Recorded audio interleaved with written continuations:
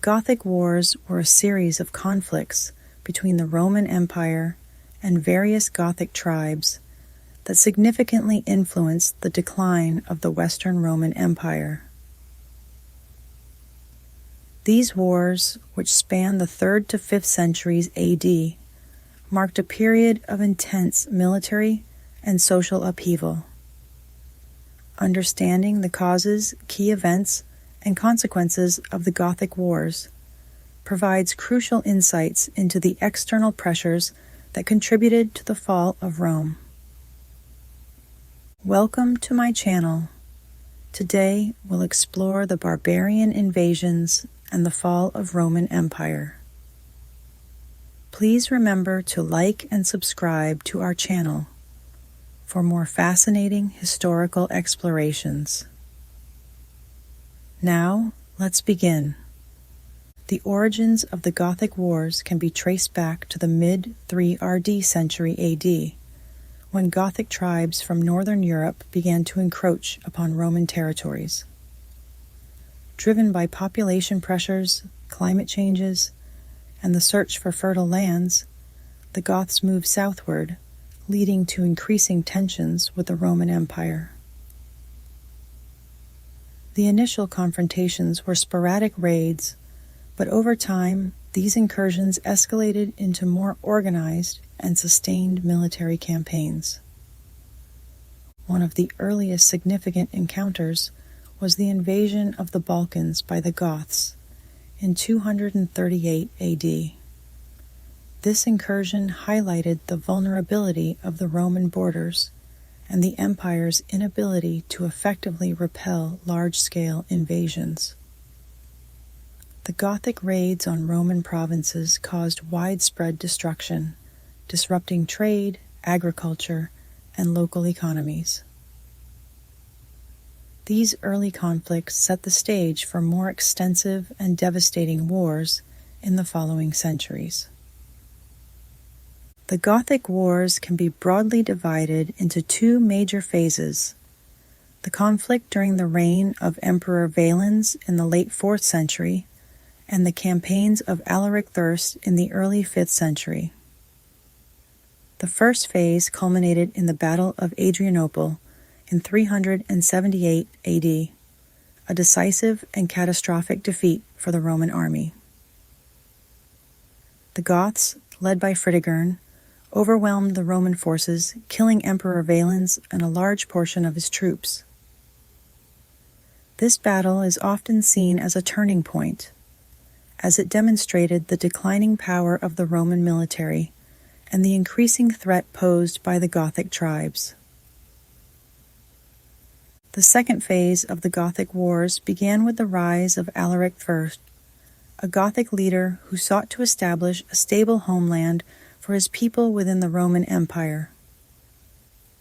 Alaric's campaigns were marked by a series of invasions and sieges, culminating in the sack of Rome in 410 AD.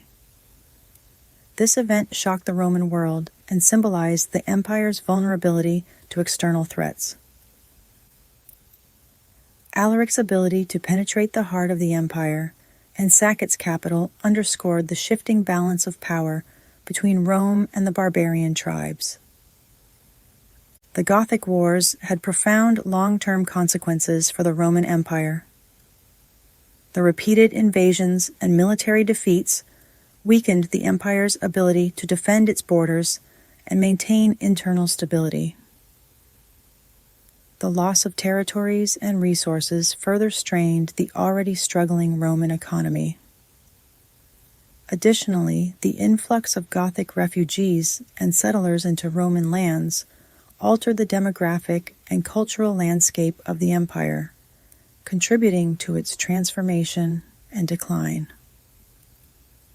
In summary, the Gothic Wars were a pivotal series of conflicts that highlighted the growing external pressures on the Roman Empire.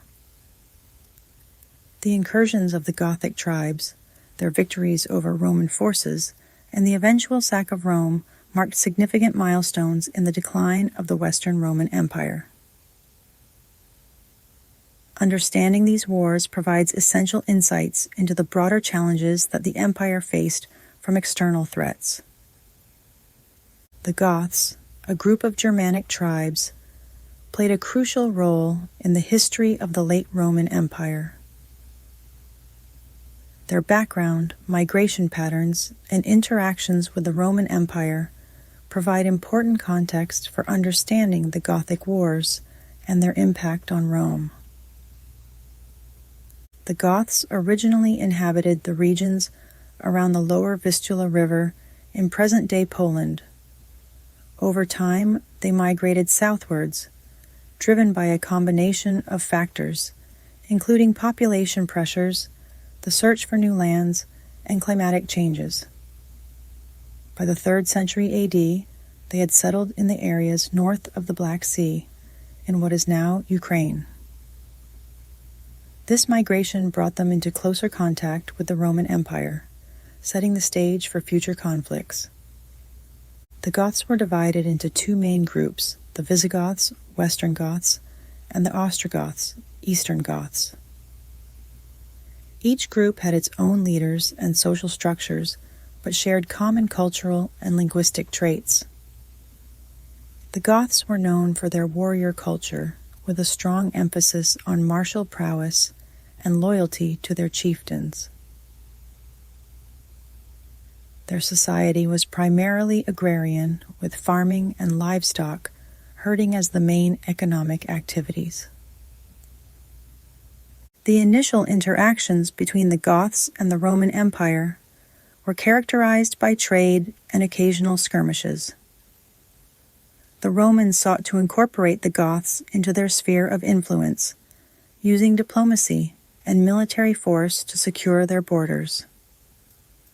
However, as the Goths continued to migrate and expand their territories, tensions grew. The Gothic raids into Roman lands in the mid-3 RD century were a precursor to the larger conflicts that would follow. The Hunnic invasions in the late 4th century had a significant impact on the Goths. The Huns, a nomadic group from Central Asia, moved westward, displacing many Germanic tribes, including the Goths. Fleeing from the Huns, large numbers of Goths sought refuge within the Roman Empire. The Romans allowed the Visigoths to settle in the Balkans, but tensions quickly escalated due to mistreatment and exploitation by Roman officials. This mistreatment led to the Visigoth rebellion and the subsequent Battle of Adrianople in 378 AD. The Visigoths, under the leadership of Alaric I, played a prominent role in the Gothic Wars. Alaric, a former Roman military commander, sought to secure a stable homeland for his people within the Roman Empire. His campaigns, including the infamous sack of Rome in 410 AD, were driven by a combination of strategic objectives and the need to address the grievances of his followers. The Ostrogoths, meanwhile, initially remained under Hunnic domination, but eventually established their own kingdom in Italy under the leadership of Theodoric the Great in the late 5th century. The Ostrogothic kingdom represented a significant power shift in the Western Mediterranean, highlighting the changing dynamics between the Roman Empire and the barbarian tribes. In conclusion, the background of the Goths, their migration patterns, and their interactions with the Roman Empire are essential to understanding the Gothic Wars. The Goths' quest for new lands, their encounters with the Huns, and their subsequent conflicts with Rome were pivotal in shaping the late Roman period. These events underscored the increasing pressures on the Roman Empire from migrating tribes and highlighted the complex relationships between Rome and the barbarian world. The Gothic Wars were marked by several key battles and events that significantly influenced the course of Roman history. These confrontations not only highlighted the growing power of the Gothic tribes, but also underscored the weaknesses within the Roman military and political systems. Understanding these pivotal moments provides crucial insights into the decline of the Western Roman Empire. One of the earliest significant encounters was the Battle of Abritus in 251 AD, where the Goths, led by King Sineva, defeated the Roman forces and killed Emperor Decius. This battle marked the first time a Roman emperor had died in battle against barbarian forces, signaling a turning point in the empire's ability to repel external threats. The defeat at Abritus exposed the vulnerability of the Roman frontier and emboldened other barbarian groups to challenge Roman authority. The most consequential battle of the Gothic Wars was the Battle of Adrianople in 378 AD. The Goths, under the leadership of Fritigern, decisively defeated the Roman army led by Emperor Valens. The battle resulted in the death of Valens and a large portion of the Roman troops. Adrianople is often considered one of the worst military defeats in Roman history. It highlighted the declining effectiveness of the Roman military and the strategic miscalculations of its leaders. The loss at Adrianople had far-reaching consequences, weakening the eastern defenses and allowing the Goths to roam freely within the empire. Following Adrianople, the Goths, now led by Alaric III, continued to exert pressure on the Roman Empire. Alaric's campaigns were marked by a series of invasions and sieges. In 401 AD, he invaded Italy, and although he was repelled by the Roman general Stilicho, he remained a persistent threat. In 408 AD, after the assassination of Stilicho, Alaric renewed his attacks on Italy, culminating in the sack of Rome in 410 AD. This event was a profound shock to the Roman world, symbolizing the empire's vulnerability and the shifting balance of power towards the barbarian tribes. The sack of Rome by the Visigoths under Alaric I had both immediate and long-term consequences. In the immediate aftermath, it caused significant physical and psychological damage. The city, which had stood as the heart of the Roman Empire for centuries, was plundered, and many of its inhabitants were killed or taken captive. The event also had a profound symbolic impact, undermining the perceived invincibility of Rome and accelerating the empire's decline. Another significant event was the Battle of the Catalonian Plains, also known as the Battle of Chalons, in 451 AD. Although this battle involved multiple barbarian groups, including the Huns, led by Attila, and the Roman forces allied with Visigoths, it was a crucial moment in the late Roman Empire's struggle against external threats.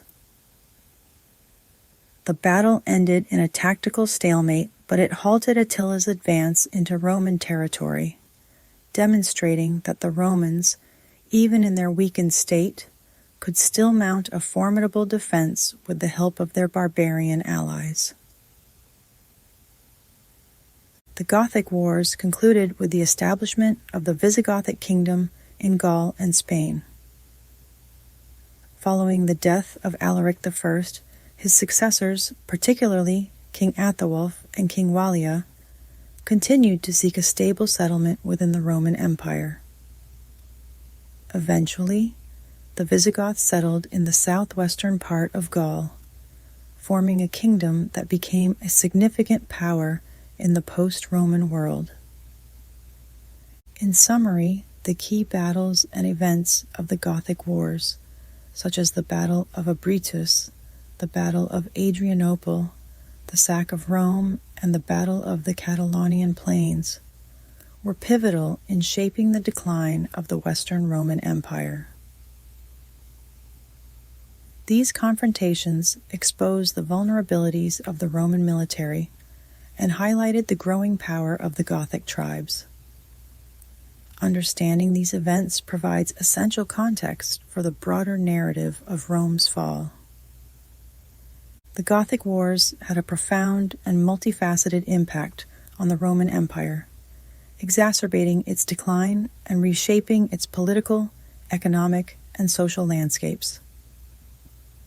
These conflicts highlighted the empire's vulnerabilities and significantly influenced its trajectory towards collapse. One of the most immediate impacts was the substantial weakening of the Roman military. The defeats at Abritus and Adrianople, in particular, decimated the Roman army, depleting its ranks and morale.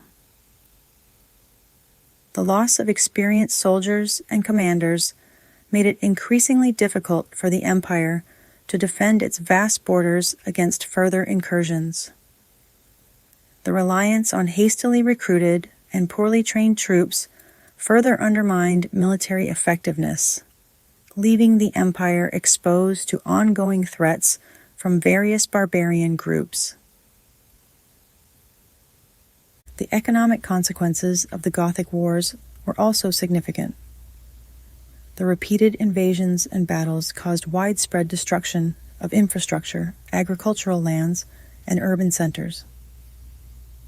The sack of Rome in 410 AD resulted in considerable material loss and psychological trauma. The disruption of trade routes and economic activities led to a decline in tax revenues, further straining the imperial treasury. The financial burden of funding continuous military campaigns and rebuilding efforts exacerbated the empire's fiscal crises, contributing to its overall economic instability. The social impact of the Gothic Wars was equally profound. The displacement of populations due to invasions and warfare created significant demographic shifts. Large numbers of refugees, including Gothic settlers within Roman territories, altered the demographic composition of the empire. The integration of these populations posed challenges for social cohesion and stability. The influx of Gothic refugees, combined with the movement of Roman citizens seeking safety, disrupted traditional social structures and exacerbated tensions between different groups. The political landscape of the Roman Empire was also significantly altered by the Gothic Wars. The repeated defeats and military failures eroded the authority and legitimacy of the central government. The inability of the emperors and their officials to protect the empire and its citizens led to a decline in public confidence and trust. This loss of legitimacy contributed to the fragmentation of political power, with regional leaders and military commanders increasingly asserting their autonomy. The central government's weakened control over its territories paved the way for the emergence of new political entities, such as the Visigothic kingdom. Culturally, the Gothic Wars marked a transition period within the Roman Empire. The interactions between Romans and Goths led to cultural exchanges and the blending of traditions. While the wars brought destruction and turmoil, they also facilitated the integration of Gothic elements into Roman society.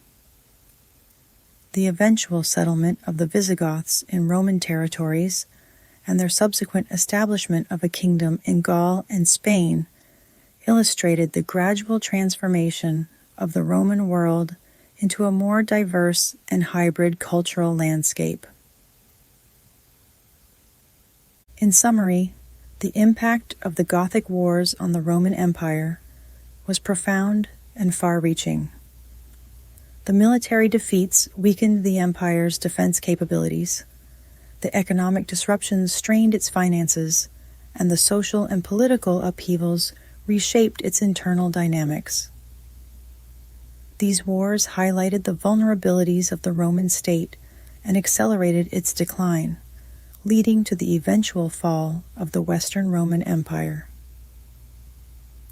Understanding these impacts provides crucial insights into the broader narrative of Rome's transformation and collapse. Throughout the Gothic Wars, several treaties were negotiated between the Roman Empire and the Gothic tribes. These treaties were attempts to stabilize the situation, integrate the Goths into the Roman system, and mitigate further conflicts. However, while some of these agreements temporarily alleviated tensions, they often had long-term consequences that further destabilized the empire. One of the earliest and most significant treaties was the Treaty of 382 AD, negotiated by Emperor Theodosius III. Following the devastating defeat at Adrianople in 378 AD, Theodosius sought to bring the Gothic War to a close. He offered the Goths land in the Balkans in exchange for their service as foederati, federate troops, within the Roman army. This treaty allowed the Goths to settle within the empire while maintaining a degree of autonomy. In return, the Goths were expected to provide military assistance to the Romans when needed. The Treaty of 382 AD had several immediate effects. It brought a temporary peace to the region, allowing the Roman Empire to rebuild and stabilize its eastern provinces. The integration of the Goths into the Roman military provided much-needed manpower, helping to bolster the empire's defenses. Additionally, the settlement of the Goths in the Balkans created a buffer zone against further invasions from other barbarian groups. However, the treaty also had significant long-term consequences. The autonomy granted to the Goths within Roman territory set a precedent for the establishment of semi-independent barbarian enclaves within the empire. This arrangement weakened the central authority of the Roman government and paved the way for future conflicts. The Goths, while nominally loyal to the empire, retained their own leadership and customs, which sometimes led to friction with Roman officials and local populations.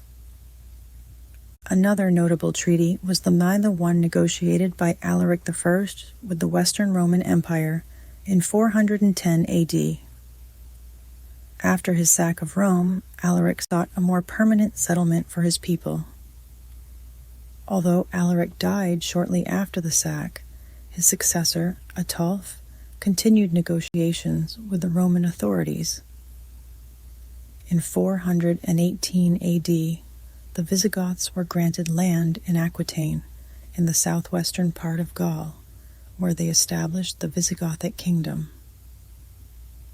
This agreement marked a significant shift in the relationship between the Romans and the Goths, as it effectively recognized the Visigoths as an independent political entity within the former boundaries of the Roman Empire.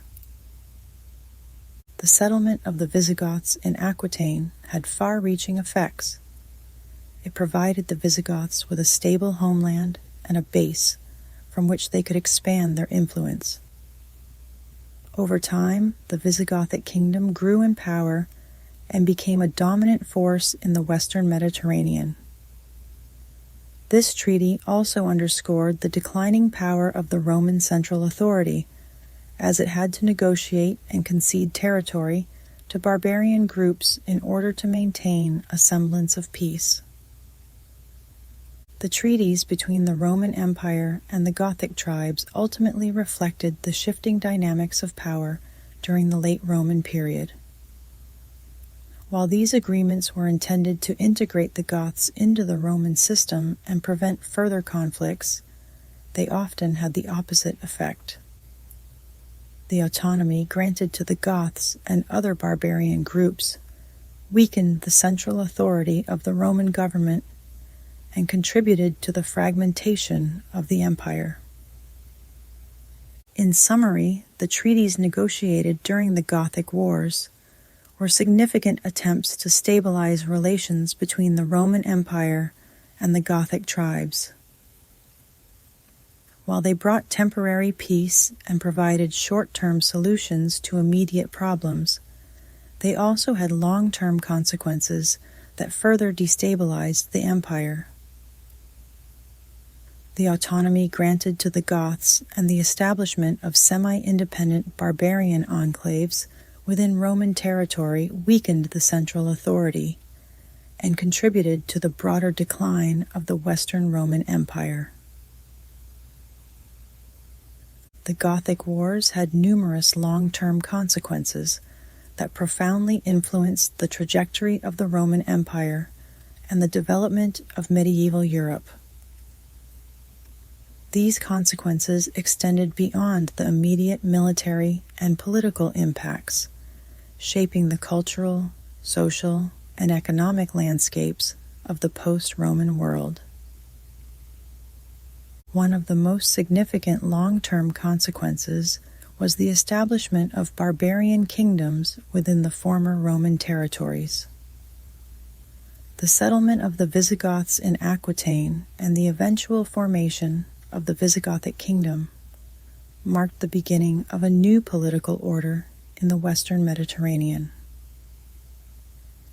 This kingdom, along with others established by various barbarian groups, such as the Ostrogoths in Italy and the Vandals in North Africa, played a crucial role in the transition from the Roman Empire to medieval Europe. These new kingdoms retained elements of Roman culture and administration, while also introducing their own customs and governance structures. The integration of the Goths and other barbarian groups into the Roman military and society also had lasting effects. The use of barbarian foederati, federate troops, became a common practice, fundamentally changing the composition and character of the Roman army. Over time, the distinction between Roman and barbarian troops blurred, leading to a more diverse and less cohesive military force. This shift contributed to the weakening of traditional Roman military discipline and the eventual reliance on barbarian leaders to defend the empire. The demographic and cultural impact of the Gothic Wars was also profound. The settlement of large numbers of Goths within Roman territory led to significant cultural exchanges and the blending of Roman and Germanic traditions. This cultural synthesis influenced various aspects of life, including art, architecture, language, and law. The Gothic influence can be seen in the development of early medieval European culture, which combined Roman, Germanic, and Christian elements. Economically, the Gothic Wars and the resulting settlements disrupted traditional trade routes and agricultural practices. The destruction caused by the wars, along with the shift in political power, led to a decline in long-distance trade and a more localized economy. The loss of key economic centers and the fragmentation of the Roman Empire's extensive trade network had lasting repercussions on the economic stability of the region.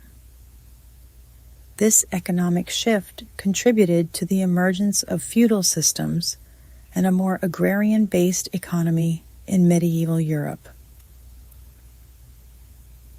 The long-term consequences of the Gothic Wars also extended to the political landscape of Europe. The decline of central Roman authority and the rise of barbarian kingdoms laid the groundwork for the development of medieval European states. The political fragmentation and the establishment of regional powers influenced the political structure of Europe for centuries to come. The legacy of the Roman Empire persisted in the form of the Byzantine Empire in the east and the Holy Roman Empire in the west, both of which drew on Roman traditions while adapting to new political realities. In summary, the long-term consequences of the Gothic Wars were far-reaching and multifaceted. The establishment of barbarian kingdoms, the integration of barbarian troops into the Roman military, the demographic and cultural exchanges, the economic disruptions, and the political fragmentation all played significant roles in shaping the post-Roman world. These consequences influenced the development of medieval Europe and left a lasting legacy on the cultural and political landscape of the continent. Understanding these long-term impacts provides crucial insights into the transformation from the Roman Empire to medieval European civilization. The Huns, a nomadic group originating from Central Asia, emerged as a significant threat to the Roman Empire in the late 4th and 5th centuries AD. Their arrival and subsequent invasions had profound impacts on the Roman world, contributing to the destabilization and eventual fall of the Western Roman Empire. Understanding the origins, characteristics, and early interactions of the Huns with the Roman Empire is crucial for comprehending the broader context of their impact. The Huns were a confederation of various tribes that coalesced into a formidable force under a series of powerful leaders. They are believed to have originated from the steppes of Central Asia, and their migration westward brought them into contact with other nomadic groups and settled civilizations. The Huns were renowned for their exceptional skills in horsemanship and archery, which made them a formidable military force. Their mobility and hit-and-run tactics allowed them to strike swiftly and retreat before their enemies could mount a coordinated defense. The first significant encounter between the Huns and the Roman Empire occurred in the late 4th century. Around 370 AD, the Huns began their westward push, displacing many Germanic tribes, including the Goths. This movement triggered a chain reaction of migrations and invasions, as displaced tribes sought refuge within Roman borders. The arrival of the Goths, fleeing from the Huns, led to the Battle of Adrianople in 378 AD, a catastrophic defeat for the Roman Empire. This battle marked the beginning of the end for Roman dominance in the Western territories. The Huns themselves directly engaged with the Roman Empire in the early 5th century. Their incursions into Roman territory were characterized by raids and demands for tribute. The Roman Empire, weakened by internal strife and previous barbarian invasions, found it increasingly difficult to repel these assaults. The Huns' swift and brutal attacks caused widespread panic and devastation, further straining the already stretched resources of the empire.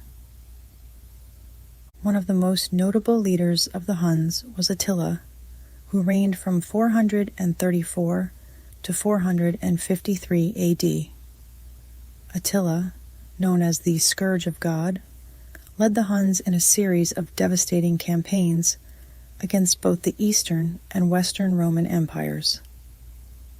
His reign marked the height of Hunnic power and influence in Europe.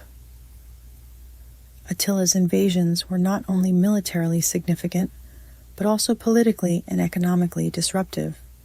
He extracted large sums of tribute from the Roman Empire, further depleting its treasury and weakening its ability to defend against other threats.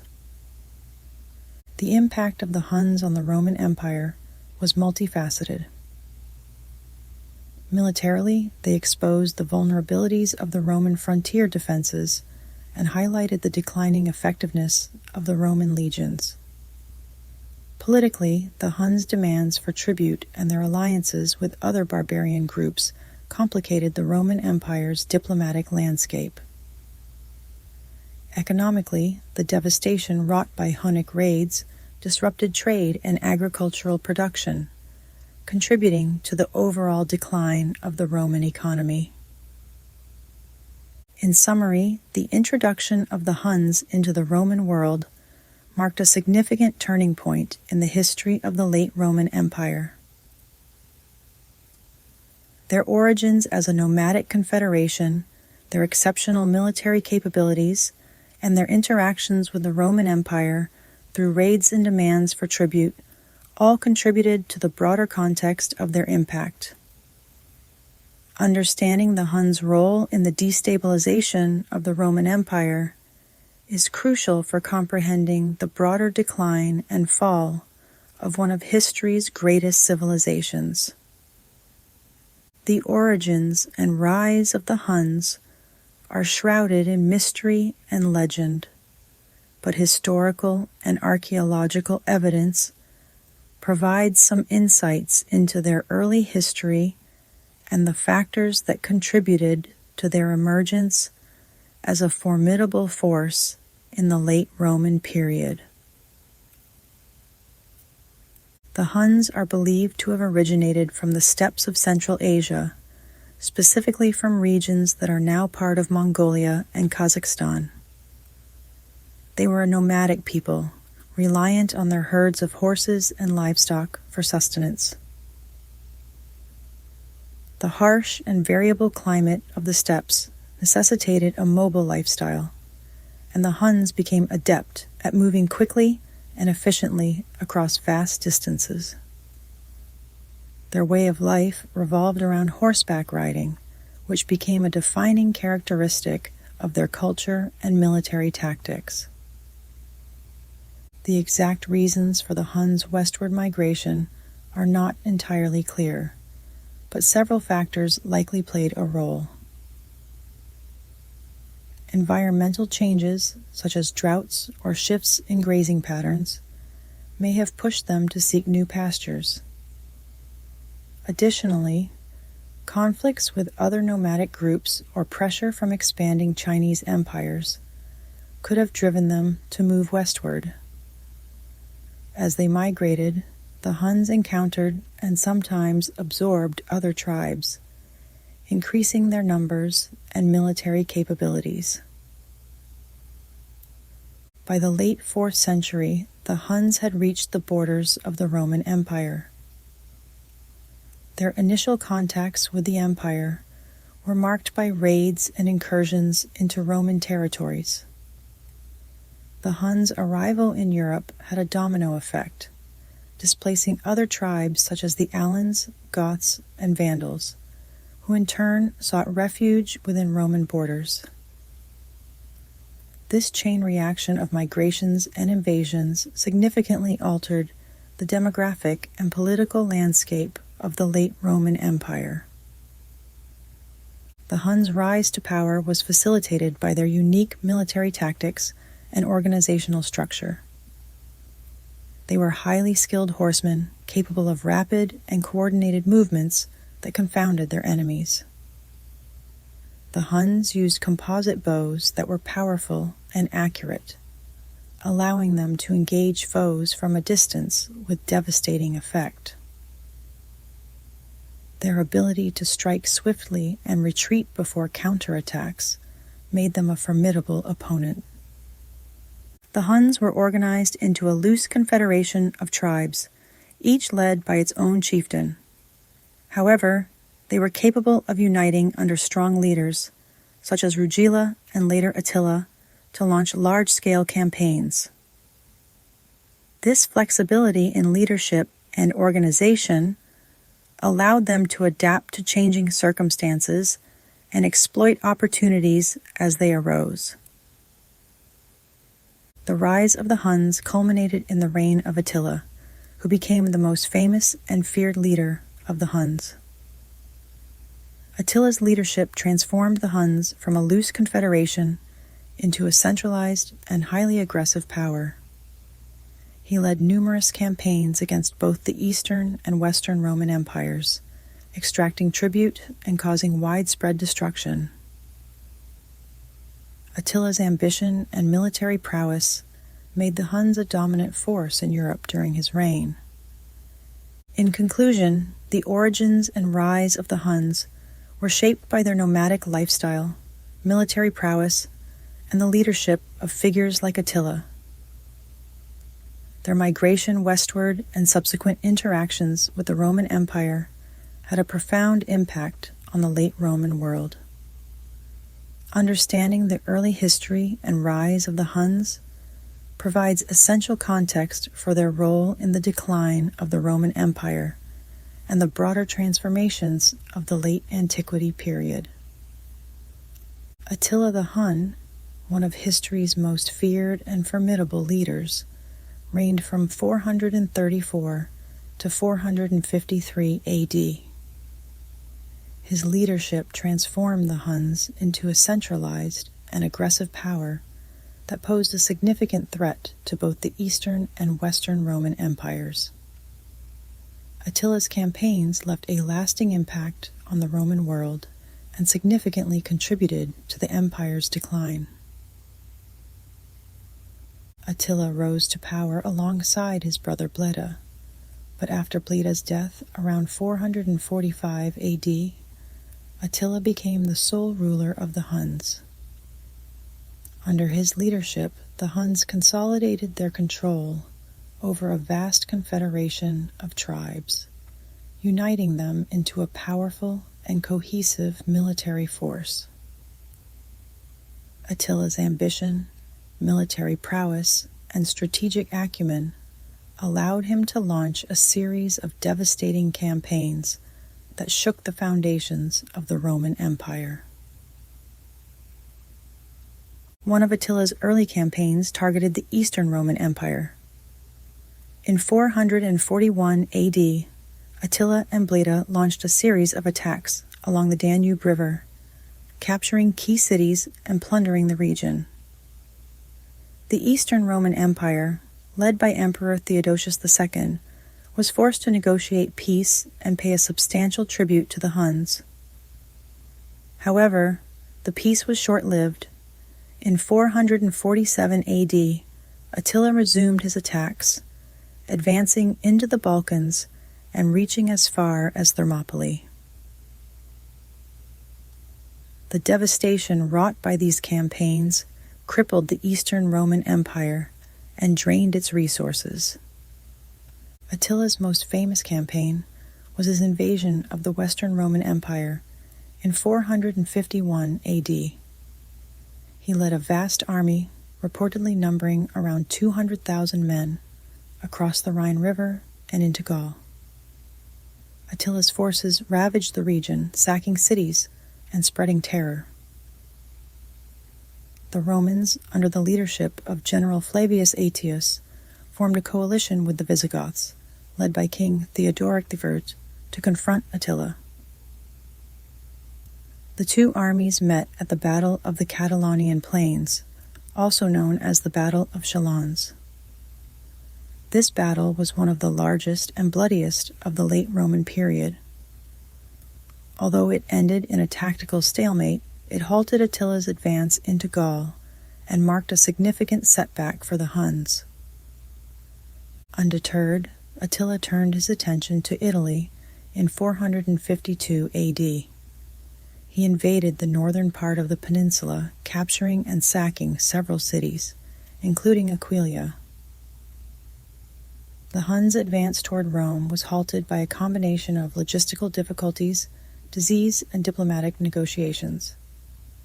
According to legend, Pope Leo I met Attila and persuaded him to withdraw, though the exact reasons for Attila's retreat remain unclear.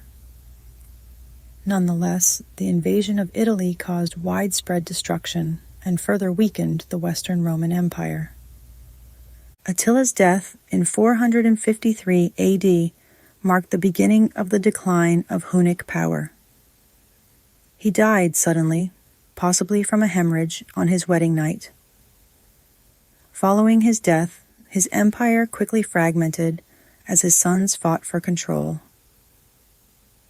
The disintegration of Hunnic unity allowed the subject tribes to break free and reassert their independence. In conclusion, Attila the Hun's campaigns had a profound impact on both the Eastern and Western Roman empires. His military prowess, strategic acumen, and relentless ambition transformed the Huns into a dominant force that threatened the stability of the Roman world. The devastation caused by his invasions, particularly in Gaul and Italy, significantly weakened the Roman Empire and contributed to its eventual decline. Attila's legacy as the scourge of God endures as a testament to his fearsome reputation and the lasting impact of his campaigns. The Huns' major conflicts with the Roman Empire were marked by a series of devastating raids, battles, and invasions that exposed the vulnerabilities of Rome and underscored the formidable threat posed by the Huns. These conflicts not only weakened the Roman military, but also had profound economic and social consequences. The first significant conflict between the Huns and the Roman Empire occurred in the late 4th century as the Huns pushed westward, displacing other barbarian tribes. This migration triggered the Battle of Adrianople in 378 AD, where the Goths, fleeing from the Huns, clashed with the Roman army. Although the Huns were not directly involved in this battle, their westward pressure set off a chain reaction that culminated in a catastrophic defeat for the Romans and exposed the empire's inability to manage the barbarian threat. In the early 5th century, the Huns began to directly engage with the Roman Empire. Under the leadership of Rugila, the Huns launched raids into Roman territories along the Danube River. These raids were characterized by swift and brutal attacks, which devastated towns and villages. The Roman response was largely ineffective, as the empire struggled to defend its vast and porous frontiers. The death of Rugila in 434 AD led to the rise of Attila and Bleda, who initially co-ruled the Huns and intensified the pressure on Rome. The conflict escalated under Attila's sole leadership after Bleda's death. In 441 AD, Attila launched a significant campaign against the Eastern Roman Empire. His forces sacked numerous cities along the Danube, including Viminacium and Sirmium. The Roman Emperor Theodosius II was forced to negotiate peace and agreed to pay a substantial annual tribute to the Huns. However, Attila soon broke the peace agreement and resumed his attacks in 447 AD, advancing deep into the Balkans and causing widespread destruction. The Western Roman Empire faced the full might of Attila's forces in 451 AD, during his infamous invasion of Gaul. The Huns crossed the Rhine River and laid waste to the region, capturing cities and terrorizing the population. The Roman general Flavius Aetius, recognizing the severity of the threat, formed an alliance with the Visigoths and other barbarian groups to confront Attila. The resulting Battle of the Catalaunian Plains was one of the largest and most brutal conflicts of the period. Although the battle ended inconclusively, it stopped Attila's advance and forced him to retreat. Attila's invasion of Italy in 452 AD was another major conflict that had severe repercussions for the Western Roman Empire. The Huns crossed the Alps and sacked several cities, including Aquileia, which was utterly destroyed. The Romans were unable to mount an effective defense, and panic spread throughout the peninsula. The invasion only ended after a diplomatic mission led by Pope Leo I persuaded Attila to withdraw, though the exact reasons for his retreat remain uncertain. The major conflicts between the Huns and the Roman Empire highlighted the declining power and effectiveness of the Roman military. The Huns' ability to strike swiftly and with devastating effect exposed the weaknesses in Roman defenses and undermined the empire's authority. The economic impact of these conflicts was also significant, as the destruction of cities, loss of agricultural land, and payment of tribute strained the Roman economy. In summary, the major conflicts between the Huns and the Roman Empire were characterized by a series of devastating raids, battles, and invasions that weakened the Roman military and had profound economic and social consequences.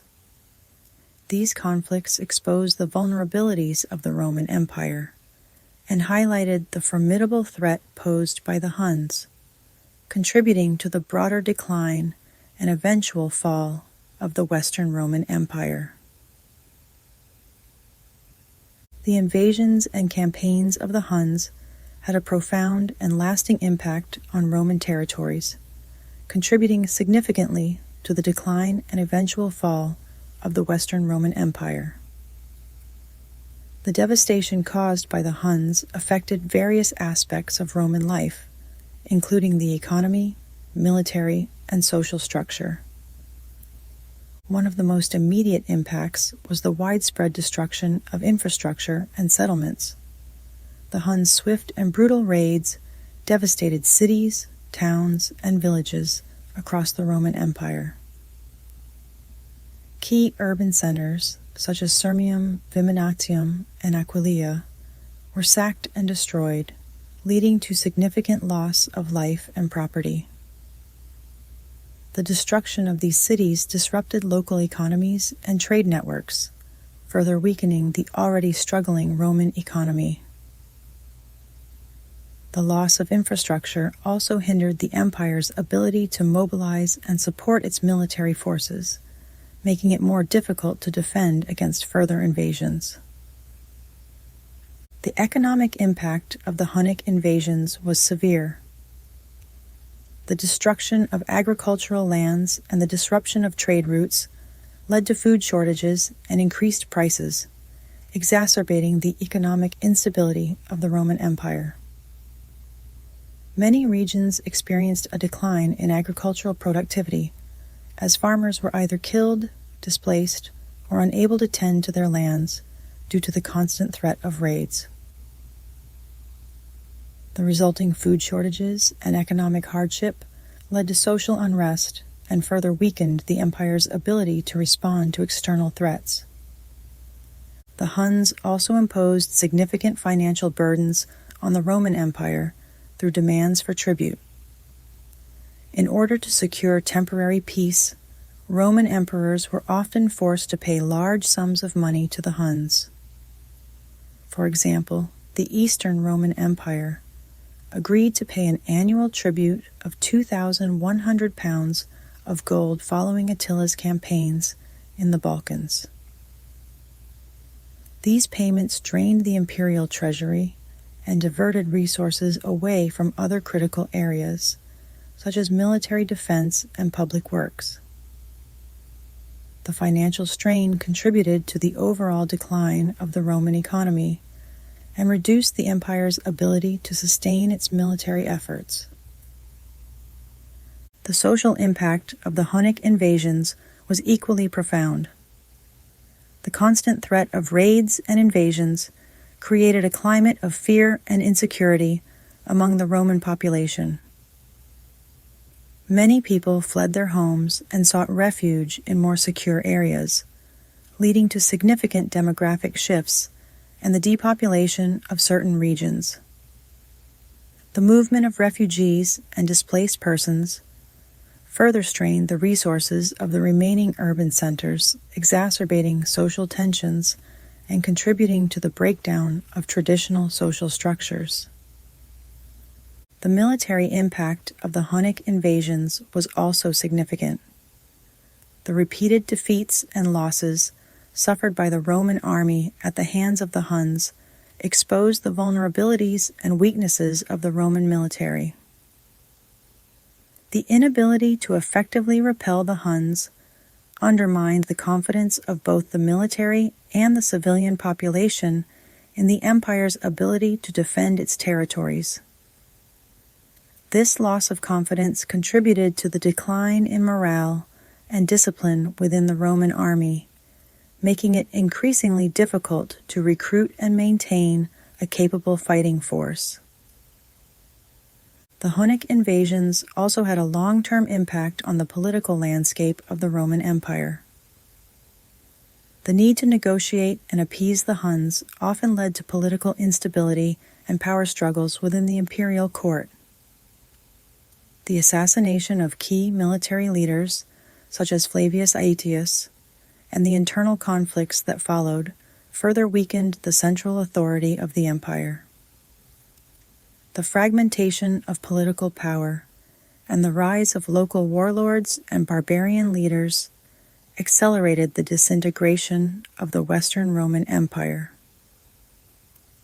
In conclusion, the impact of the Hunnic invasions on Roman territories was profound and multifaceted. The widespread destruction of infrastructure, the economic strain caused by tribute payments and disrupted trade, the social dislocation and insecurity, and the weakening of the Roman military all contributed to the decline and eventual fall of the Western Roman Empire.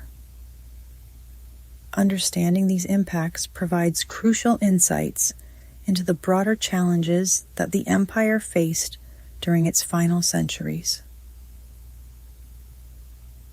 The aftermath of the Hunnic invasions and the legacy of the Huns had a lasting impact on the Roman world and the development of medieval Europe. The fall of Attila and the subsequent disintegration of the Hunnic Empire marked the end of an era, but the effects of their invasions continued to shape the political, social, and cultural landscape of the post-Roman world. The death of Attila in 453 AD led to the rapid decline of Hunnic power. Without a strong central leader, the Hunnic Empire fragmented as Attila's sons and other tribal leaders vied for control.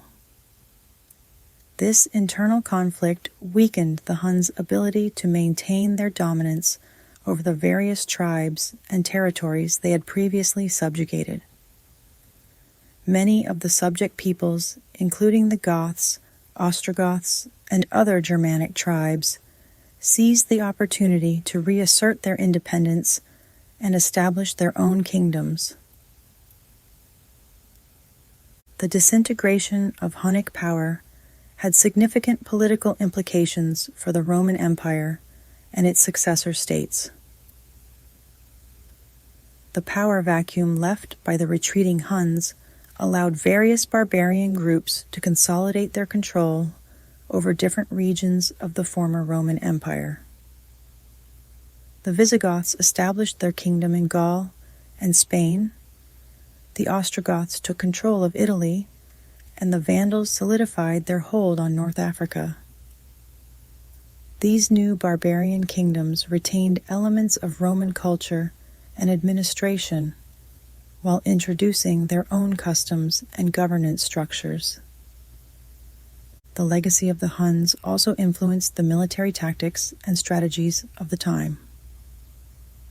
The Huns' use of cavalry and composite bows revolutionized warfare in Europe.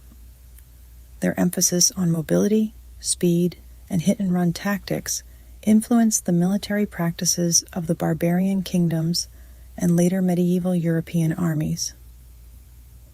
The integration of Hunnic military techniques into the broader European martial tradition had lasting effects on the conduct of warfare in the post-Roman period. Culturally, the Hunnic invasions contributed to the blending of Roman and barbarian traditions. The interactions between the Huns and the Roman Empire facilitated cultural exchanges and the mixing of different customs and practices. This cultural synthesis influenced various aspects of life, including art, architecture, language, and law. The legacy of the Huns can be seen in the development of early medieval European culture, which combined Roman, Germanic, and Hunnic elements. The social impact of the Hunnic invasions was also significant. The displacement of populations and the movement of refugees and displaced persons led to demographic shifts and the redistribution of communities. The social upheaval caused by the Huns contributed to the breakdown of traditional social structures and the emergence of new social dynamics. The integration of different peoples and cultures within the former Roman territories created a more diverse and multicultural society. Economically, the aftermath of the Hunnic invasions continued to affect the former Roman territories. The destruction of infrastructure and the disruption of trade had long-term consequences for the economy. The decline of long-distance trade and the shift towards a more localized economy influenced the development of feudal systems and agrarian-based economies in medieval Europe. The economic changes brought about by the Hunnic invasions contributed to the transformation of the Roman economic model into the medieval European economic system. In conclusion, the aftermath and legacy of the Hunnic invasions had a profound and lasting impact on the Roman world and the development of medieval Europe. The political fragmentation, military innovations, cultural exchanges, social upheaval, and economic transformations influenced by the Huns shaped the post-Roman world in significant ways. Understanding the legacy of the Huns provides crucial insights into the broader historical processes that shaped the transition from the Roman Empire to medieval Europe. The Vandals were a Germanic tribe whose movements and invasions significantly impacted the Roman Empire during its final centuries. Known for their dramatic sack of Rome in 455 AD, the Vandals played a crucial role in the broader series of events that led to the decline and fall of the Western Roman Empire. Understanding their origins, migration patterns, and early interactions with the Roman world is essential for comprehending their historical significance. The Vandals originated from the regions around the Oder and Vistula rivers in present-day Poland. They were initially part of a larger group of Germanic tribes that migrated and settled across various parts of Europe. The Vandals were divided into two main groups, the Hastingi and the Silingi. As with many Germanic tribes, the Vandals were semi-nomadic, relying on agriculture and animal husbandry for their sustenance. Their society was organized around tribal chieftains, and they had a strong warrior culture that emphasized martial prowess and loyalty. The Vandals first came into significant contact with the Roman Empire in the late 2nd and early 3rd centuries AD. During this period, they clashed with Roman forces along the empire's northern frontier. However, it was not until the early 5th century that the Vandals began to make a more substantial impact on the Roman world. In 406 AD, the Vandals, along with other barbarian groups such as the Alans and the Suebi, crossed the frozen Rhine River and invaded Gaul. This invasion marked the beginning of a series of migrations and conflicts that would bring the Vandals into direct confrontation with Rome. After spending several years moving through Gaul, the Vandals crossed into the Iberian Peninsula in 409 AD. There, they established themselves as a dominant force, competing with other barbarian groups for control of the region. The Roman authorities, unable to effectively manage the barbarian invasions, struggled to maintain order and control. The Vandals, under the leadership of King Gunderic, continued to expand their influence, eventually taking control of the Roman province of Hispania Baetica, modern-day Andalusia.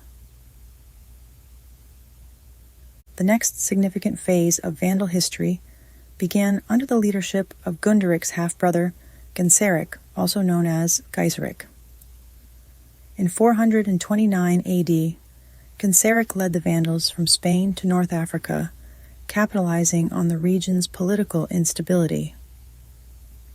The Vandals quickly established themselves as a formidable power in North Africa, capturing the key city of Carthage in 439 AD. This conquest was a significant blow to the Roman Empire, as Carthage was a vital center of trade and agriculture. The loss of North Africa deprived Rome of a crucial source of grain and other resources. From their base in North Africa, the Vandals built a powerful fleet and began to dominate the western Mediterranean. They conducted numerous raids on coastal cities and islands, further destabilizing the region and undermining Roman authority.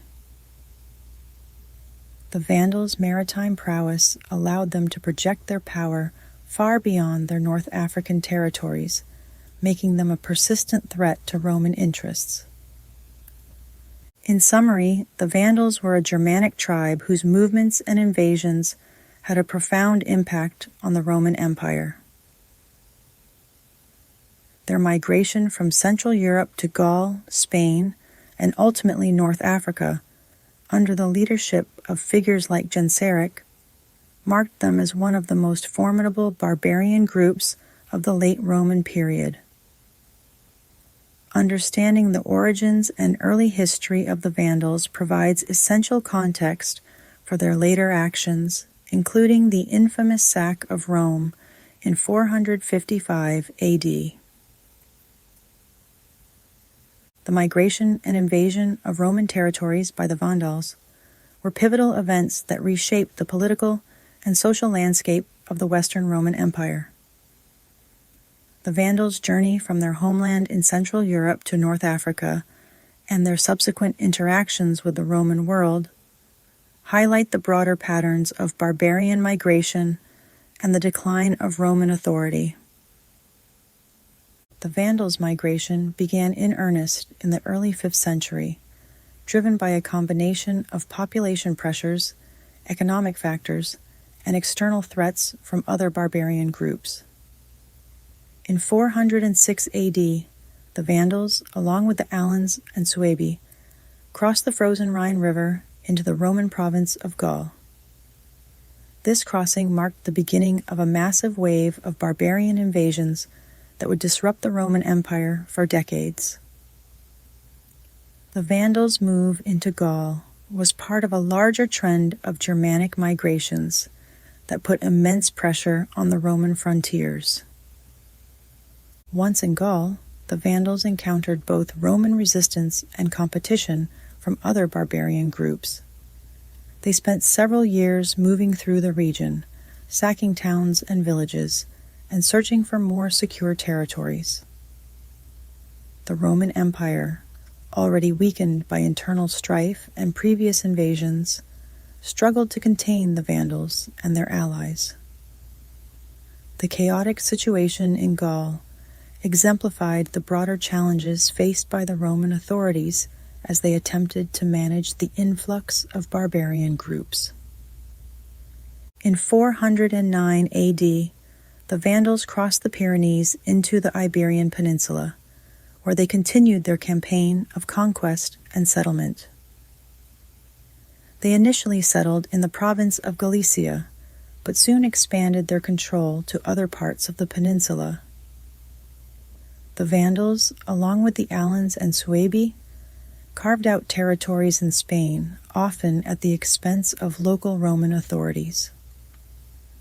The Roman government, unable to effectively defend its territories, resorted to making treaties and alliances with the invaders, granting them land in exchange for peace.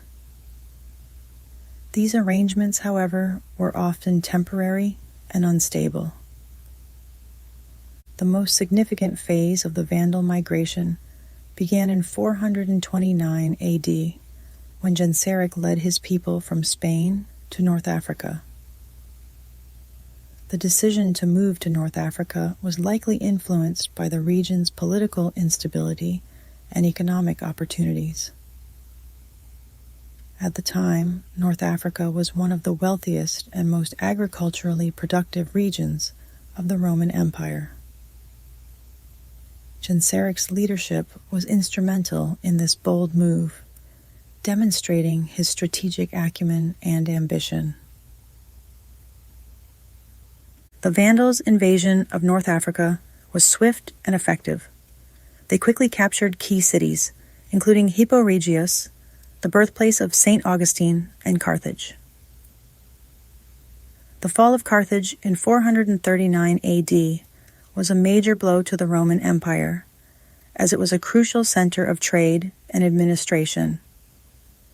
The Vandals established Carthage as their capital and began to build a powerful navy, allowing them to control the western Mediterranean and conduct raids on Roman territories.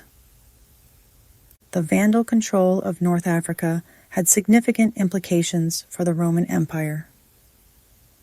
It deprived Rome of a vital source of grain and other resources, further weakening the empire's economic stability. The Vandals' dominance of the Mediterranean also disrupted trade routes and maritime communication, contributing to the broader decline of Roman influence in the region.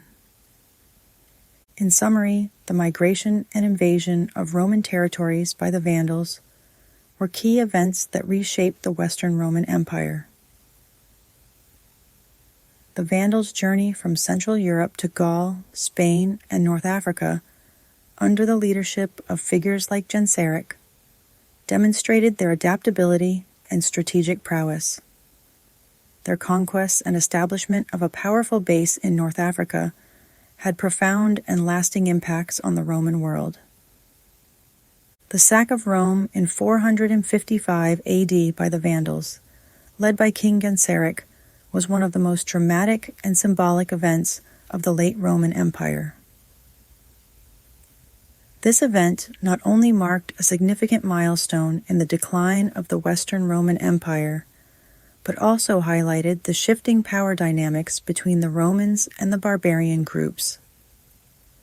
Understanding the context, execution, and consequences of the sack of Rome provides crucial insights into this pivotal moment in history. The lead-up to the sack of Rome involved a complex interplay of political maneuvers and alliances. The Western Roman Empire, under Emperor Valentinian III, was struggling with internal strife, economic instability, and external threats. In 454 AD, Valentinian III ordered the assassination of his powerful general, Flavius Aetius, who had been instrumental in defending the empire against various barbarian invasions. This act of treachery further destabilized the Roman leadership and left the empire vulnerable. Following Valentinian III's assassination in 455 AD, political chaos ensued in Rome. Petronius Maximus, a senator and usurper, seized power but struggled to establish control. To secure his position, Maximus married Licinia Eudoxia, the widow of Valentinian III, and forced her to marry him. However, Eudoxia, seeking revenge and protection, secretly appealed to Genseric, the Vandal king, to intervene. Genseric, recognizing an opportunity to strike at the heart of the Roman Empire, quickly assembled his forces and sailed from North Africa to Italy. the Vandal fleet landed at the mouth of the Tiber River, and Genseric led his troops toward Rome. The Roman defenses, weakened by internal divisions and the lack of effective leadership, were unable to mount a significant resistance. On June 2nd, 455 AD, Genseric and his Vandal forces entered Rome. Unlike the earlier sack by the Visigoths in 410 AD, which involved considerable violence and destruction, Genseric's sack was relatively restrained in terms of physical damage to the city. However, the Vandals systematically looted Rome, seizing valuable treasures, artworks, and religious artifacts. The Vandals also took numerous captives, including members of the Roman nobility and the imperial family. The sack of Rome by the Vandals had profound symbolic and psychological impacts. The city of Rome, which had once been the capital of a vast and powerful empire, was now subjected to humiliation and plunder by a barbarian king. This event underscored the declining power and prestige of the Western Roman Empire and highlighted the growing influence of barbarian groups.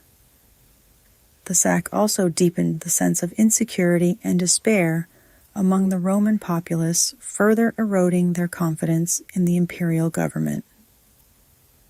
In addition to its symbolic significance, the sack of Rome had practical consequences for the Western Roman Empire. The loss of wealth and resources further weakened the already fragile economy. The capture of key members of the Roman elite disrupted the political and social order, contributing to the ongoing instability.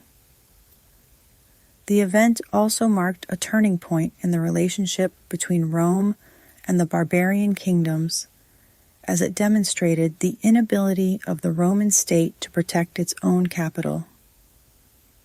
In conclusion, the sack of Rome in 455 AD by the Vandals was a pivotal event that highlighted the declining power of the Western Roman Empire. The political turmoil, strategic maneuvers, and the relatively restrained yet systematic looting of the city by Genseric's forces underscored the shifting power dynamics of the time. The sack had significant symbolic and practical consequences, contributing to the broader decline of the Roman Empire and the rise of barbarian kingdoms. The sack of Rome in 455 AD by the Vandals had profound and far-reaching impacts on Roman society, exacerbating the decline of the Western Roman Empire and altering the social, economic, and political landscape of the period.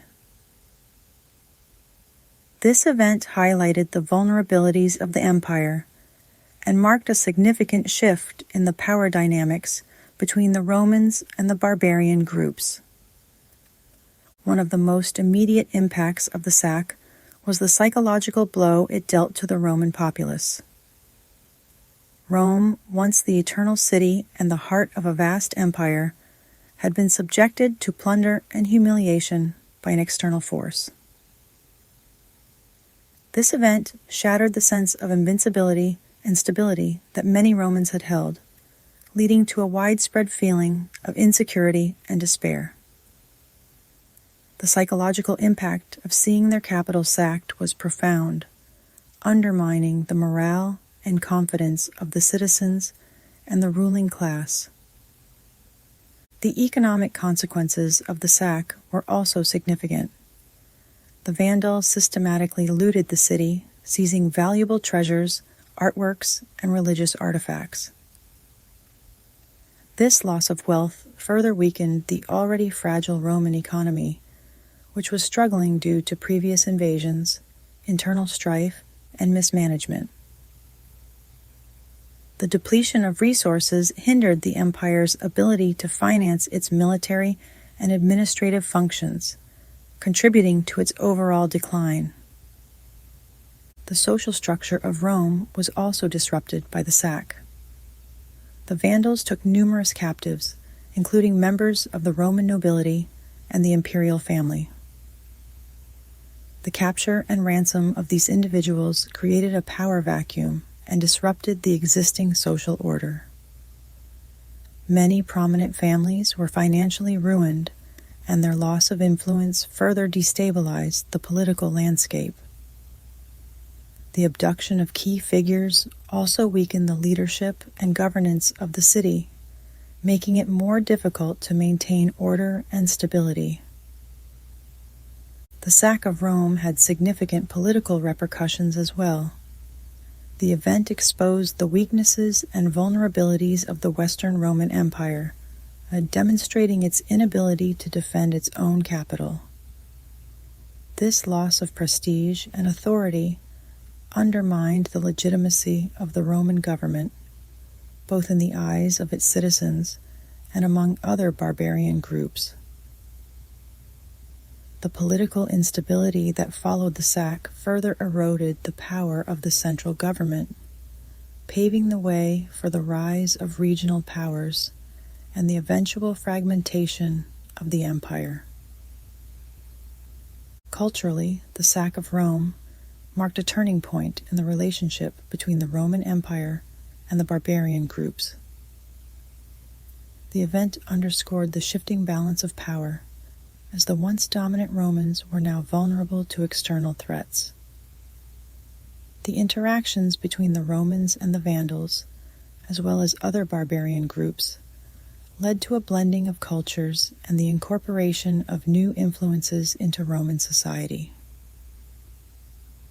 This cultural exchange, while sometimes contentious, also contributed to the transformation of Roman identity and the emergence of a more diverse and multicultural society.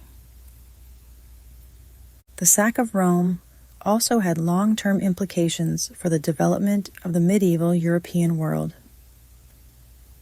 The event signaled the decline of centralized Roman authority and the rise of barbarian kingdoms, which would become the foundation of medieval Europe. The Vandals' control of North Africa and their dominance in the Western Mediterranean disrupted traditional trade routes and economic networks, leading to a more localized and agrarian-based economy. This shift laid the groundwork for the feudal systems that would characterize medieval Europe. In conclusion, the sack of Rome in 455 AD by the Vandals had profound impacts on Roman society, exacerbating the decline of the Western Roman Empire and altering the social, economic, and political landscape of the period. The psychological blow, economic depletion, social disruption, political instability, and cultural shifts resulting from the sack marked a significant turning point in Roman history. Understanding these impacts provides crucial insights into the broader decline of the Roman Empire and the transition to the medieval European world. The establishment of the Vandal kingdom in North Africa was a pivotal development in the history of the late Roman Empire and the broader Mediterranean region. Under the leadership of King Genseric, the Vandals transformed North Africa into a powerful and independent kingdom that significantly influenced the political and economic dynamics of the time. After crossing into North Africa in 429 AD, the Vandals quickly established themselves as a dominant force in the region. Under Genseric's strategic leadership, they captured key cities, including Hippo Regius and Carthage. The fall of Carthage in 439 AD was a major blow to the Roman Empire, as the city was a crucial center of trade and administration. The Vandals' control of Carthage allowed them to build a formidable navy and assert their dominance over the Western Mediterranean. The Vandal kingdom in North Africa was characterized by its strategic use of maritime power. The Vandals built a powerful fleet that enabled them to control sea routes and conduct raids on coastal cities and islands. Their naval prowess allowed them to project their power far beyond their North African base, making them a significant threat to Roman territories and other Mediterranean states. The Vandals' control of the sea disrupted trade routes and maritime communication, contributing to the broader economic instability of the Roman Empire. Economically, the Vandal kingdom in North Africa was highly successful. The region was one of the most fertile and agriculturally productive areas of the Roman Empire, and the Vandals capitalized on its resources. They maintained the existing Roman agricultural infrastructure and continued the production of grain, olive oil, and other essential commodities.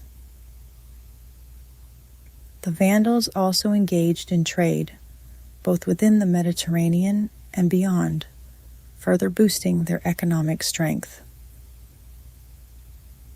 The Vandal kingdom was notable for its relative religious tolerance, despite being predominantly Arian Christians in a predominantly Catholic region.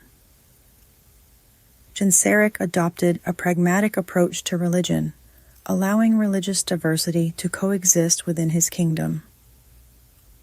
This policy helped to maintain social stability and integrate the diverse populations of North Africa. However, there were periods of tension and conflict between the Arian Vandals and the Catholic majority, leading to occasional persecution and repression. The political structure of the Vandal kingdom was centered around the leadership of the king and the warrior elite.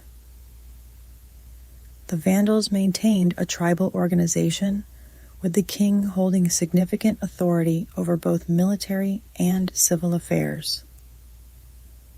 Genseric's leadership was marked by his ability to balance the interests of the Vandal elite with the need to govern a diverse and complex society. His successors continued to maintain this balance, although internal strife and succession disputes occasionally threatened the stability of the kingdom. The Vandal kingdom's relationship with the Roman Empire was complex and often contentious. While the Vandals sought to assert their independence and expand their influence, they also engaged in diplomatic negotiations and alliances with the Romans. The Roman Empire, both in the East and the West, viewed the Vandals as a significant threat, but also as potential allies against other barbarian groups. This dynamic led to a series of shifting alliances and conflicts that shaped the political landscape of the late antiquity period. In conclusion, the establishment of the Vandal kingdom in North Africa was a significant development in the history of the late Roman Empire. The Vandals, under the leadership of Genseric, transformed North Africa into a powerful and independent kingdom that exerted significant influence over the Mediterranean region.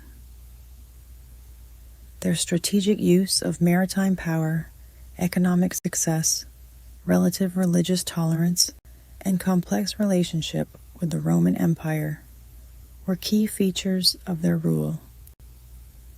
Understanding the Vandal kingdom provides essential insights into the broader transformations of the late antiquity period and the transition to the medieval world. The long-term consequences of the Vandal presence in North Africa and their sack of Rome in 455 AD were profound, shaping the trajectory of the Western Roman Empire and influencing the broader development of medieval Europe. These consequences extended beyond immediate political and economic impacts, leaving lasting legacies on the social, cultural, and military landscapes of the period. One of the most significant long-term consequences was the weakening of the Western Roman Empire's political and military power. The loss of North Africa, one of the empire's most prosperous and agriculturally productive regions, deprived Rome of essential resources, particularly grain, which was critical for feeding the population of the city and sustaining the military. The economic strain caused by the loss of North Africa exacerbated the existing fiscal crises and contributed to the further decline of the empire's ability to defend its territories and maintain internal stability. The establishment of the Vandal kingdom in North Africa also disrupted traditional trade routes and economic networks within the Mediterranean. The Vandals' control of key maritime routes and their naval prowess allowed them to dominate the western Mediterranean, challenging Roman naval supremacy. This disruption led to a decline in long-distance trade, contributing to the economic fragmentation and regionalism that characterized the late antique and early medieval periods. The decline in trade further weakened the economic foundations of the Western Roman Empire and hindered its ability to recover from other crises. Culturally, the interactions between the Vandals and the Roman population in North Africa and other territories they controlled led to a blending of Roman and Germanic traditions. The Vandals, who were Arian Christians, coexisted with the predominantly Catholic Roman population. While there were periods of religious tension and persecution, the presence of different Christian denominations within the same region contributed to the diversity of religious practices and beliefs. This religious diversity would later influence the development of Christian theology and ecclesiastical structures in medieval Europe. The Vandal sack of Rome in 455 AD had a profound psychological impact on the Roman world. The event symbolized the vulnerability and declining power of the Western Roman Empire, marking a significant shift in the perception of Rome's invincibility. The sack of Rome by a barbarian group was a powerful symbol of the changing power dynamics in the Mediterranean world. This psychological blow contributed to the erosion of confidence in the imperial government and the further fragmentation of political authority. The long-term consequences of the Vandal presence in North Africa also included the eventual Byzantine reconquest of the region. In the mid-6th century, the Byzantine Emperor Justinian I launched a series of military campaigns to reclaim former Roman territories, including North Africa. The Vandalic War, 533-534 AD, resulted in the defeat of the Vandals and the re-establishment of Byzantine control over the region. This reconquest, while temporarily restoring some semblance of Roman authority, also led to further conflicts and instability, influencing the subsequent development of North Africa and the Mediterranean. The military tactics and strategies employed by the Vandals, particularly their use of naval power and raids, had a lasting influence on the conduct of warfare in the Mediterranean. The emphasis on mobility, surprise attacks, and control of sea routes became important elements in the military strategies of subsequent powers, including the Byzantine Empire and various medieval states. The legacy of Vandal military practices contributed to the evolving nature of warfare in the post-Roman world. In summary, the long-term consequences of the Vandal presence in North Africa and their sack of Rome in 455 AD were far-reaching and multifaceted. the weakening of the Western Roman Empire's political and military power, the disruption of trade routes, the cultural and religious blending, the psychological impact on the Roman world, and the influence on military tactics all played significant roles in shaping the late antique and early medieval periods. Understanding these long-term consequences provides crucial insights into the broader transformations that characterized the decline of the Roman Empire and the emergence of medieval Europe. The final years of the Western Roman Empire were marked by the rapid succession of emperors, each grappling with insurmountable challenges as they presided over a crumbling realm. This period was characterized by weak and short-lived rulers, rampant internal strife, external invasions, and the manipulation of power by military leaders and barbarian forces.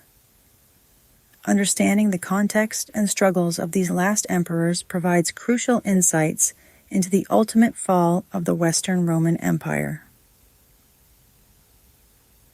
The period of the last emperors began with the reign of Valentinian III, who ruled from 425 to 455 AD. Valentinian III ascended to the throne at the age of 6, with his mother, Galla Placidia, acting as regent. His reign was marked by constant internal and external challenges. The empire faced continuous invasions from barbarian groups such as the Vandals, Huns, and Goths. Internally, the empire was plagued by political instability and power struggles among the elite. One of the most significant figures during Valentinian III's reign was Flavius Aetius, a powerful military commander who played a crucial role in defending the empire against barbarian invasions. Aetius was instrumental in securing a temporary victory against Attila the Hun at the Battle of the Catalonian Plains in 451 AD. Despite his military successes, Aetius's growing influence and power led to tensions with Valentinian III. In 454 AD, fearing Aetius's potential to usurp the throne, Valentinian III had him assassinated. This act of treachery further destabilized the empire and left it vulnerable to external threats. Following the assassination of Valentinian III in 455 AD, a power vacuum ensued, leading to the brief and tumultuous reign of Petronius Maximus. Petronius Maximus, a senator and usurper, seized power but struggled to establish control. His rule lasted only 77 days, during which he made several critical errors, including forcibly marrying Licinia Eudoxia, the widow of Valentinian III, to legitimize his claim to the throne. This act provoked the ire of the Vandal king Genseric, who used it as a pretext to invade Rome. In June 455 AD, Genseric's forces sacked Rome, and Petronius Maximus was killed by a mob while attempting to flee the city. After the chaotic reign of Petronius Maximus, the Western Roman Empire saw the brief rule of Avitus, who was proclaimed emperor by the Visigothic king Theodoric II. Avitus, a Roman general and statesman, attempted to stabilize the empire by forging alliances with barbarian groups. However, his reliance on Gothic support made him unpopular with the Roman aristocracy and military. In 456 AD, Avitus was deposed by the general Ricimer, who held significant influence over the empire's affairs. One of the more notable emperors of this period was Majorian, who ruled from 457 to 461 AD. Majorian was a capable military leader and reformer who sought to restore the empire's fortunes. he implemented several reforms aimed at revitalizing the military, strengthening the administration, and addressing corruption.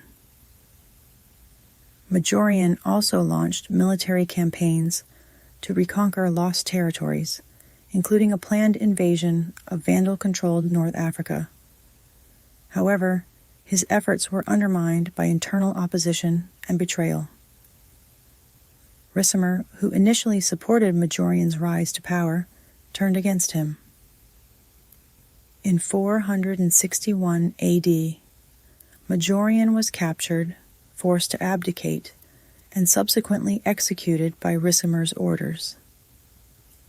After Majorian's death, Ricimer installed Libius Severus as emperor. Severus, a puppet ruler, had little real power, and his reign was marked by continued instability and the inability to address the empire's pressing issues. Severus's rule further highlighted the growing influence of military leaders and the diminishing authority of the emperors. During his reign, the Western Roman Empire continued to face threats from external barbarian groups and internal power struggles. In 467 AD, the Eastern Roman Emperor Leo I appointed Anthemius as the Western Roman Emperor, hoping to bring stability to the West. Anthemius, a capable and experienced statesman, was well regarded for his administrative and military skills. He sought to address the empire's decline through reforms and alliances. One of his key initiatives was the planned reconquest of North Africa from the Vandals, a campaign that ultimately failed due to internal divisions and betrayal. Anthemius's relationship with Ricimer deteriorated over time, leading to open conflict. In 472 AD, Ricimer besieged Rome, captured Anthemius, and executed him. Ricimer's next puppet emperor was Olybrius, who ruled for only a few months in 472 AD. Olybrius's reign was short-lived and largely insignificant in terms of addressing the empire's broader issues. His brief tenure was marked by continued internal strife and the ongoing influence of military leaders over the imperial office.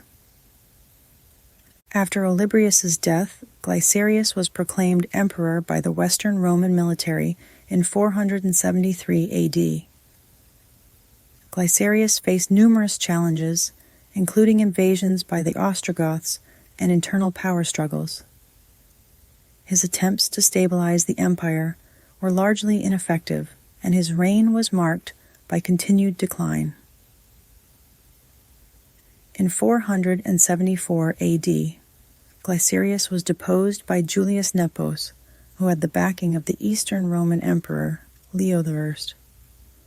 Julius Nepos, who ruled from 474 to 475 AD, was one of the last significant emperors of the Western Roman Empire.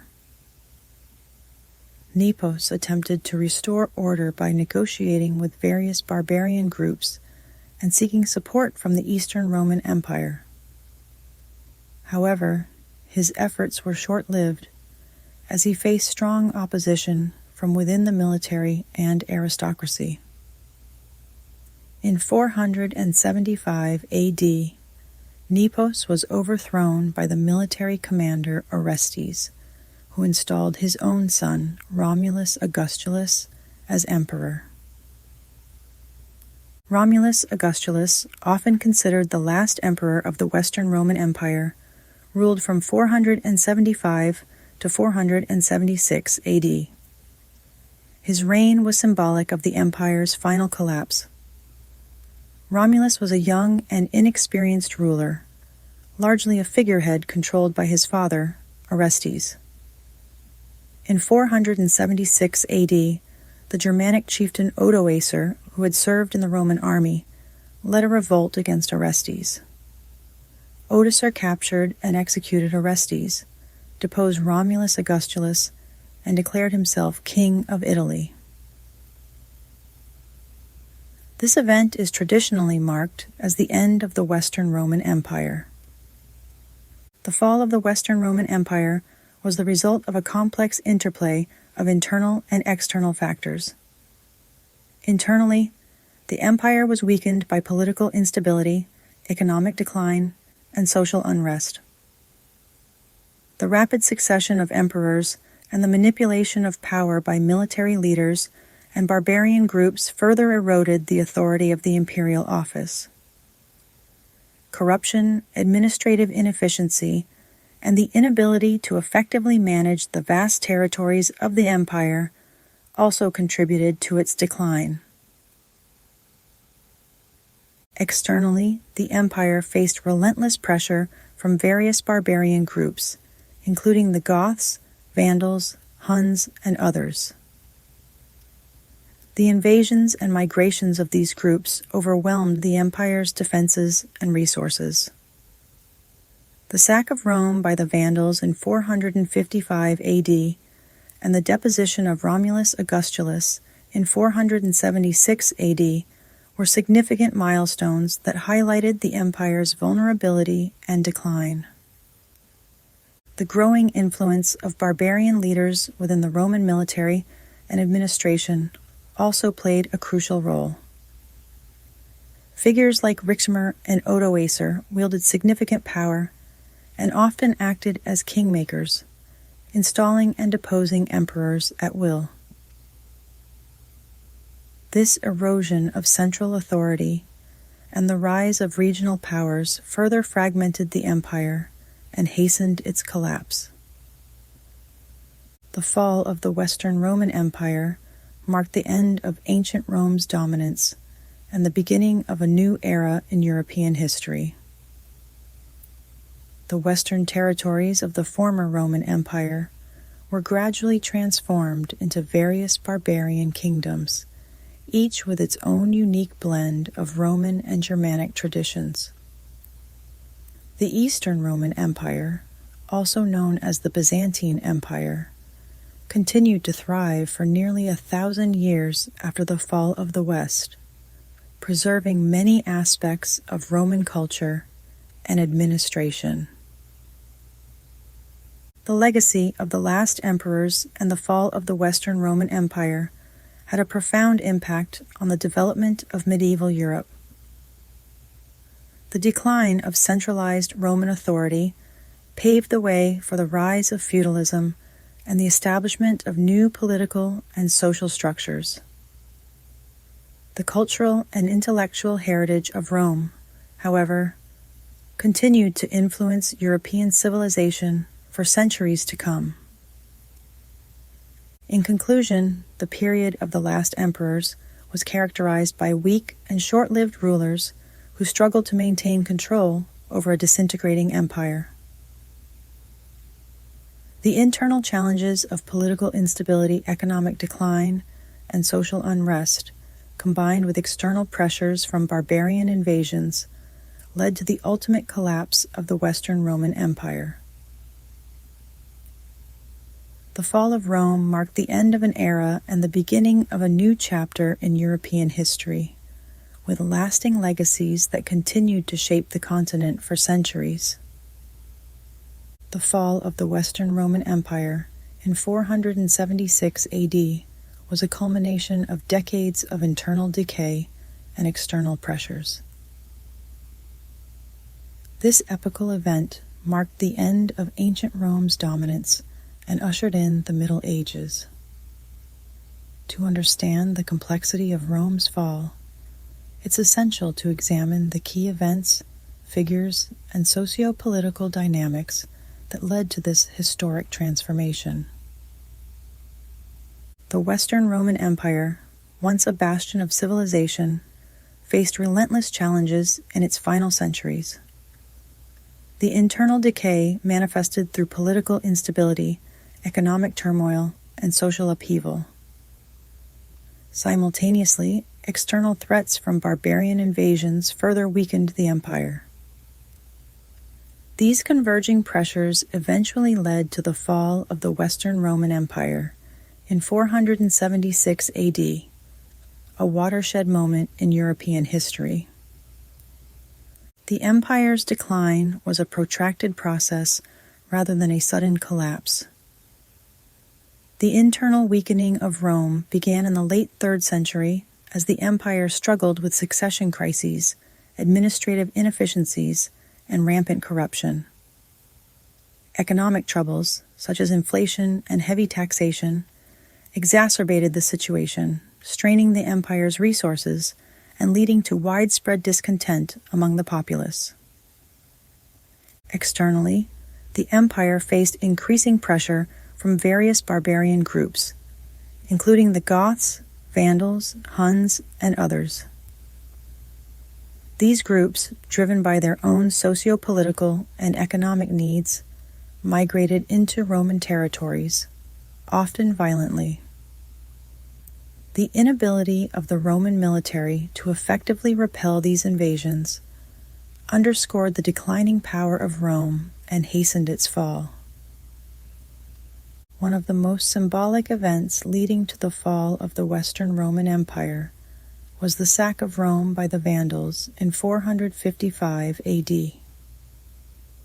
This event was not just a military defeat, but a profound psychological blow to the Roman world. The city of Rome, once the heart of a vast and powerful empire, was subjected to plunder and desecration by a barbarian king, Genseric. The sack of Rome was the culmination of years of political instability and military weakness. Following the assassination of Valentinian III and the brief and chaotic reign of Petronius Maximus, the Western Roman Empire was left vulnerable. Genseric seized this opportunity, using a pretext of avenging the forced marriage of Licinia Eudoxia to Petronius Maximus to launch an invasion. When Genseric's forces entered Rome, they conducted a systematic and relatively restrained plundering of the city, seizing valuable treasures, artworks, and religious artifacts. While the physical destruction was less severe than during the sack by the Visigoths in 410 AD, the psychological impact was immense. The sack of Rome by the Vandals symbolized the decline of Roman power and the shifting balance of power towards barbarian groups. This event also highlighted the empire's inability to protect its own capital and maintain its territorial integrity.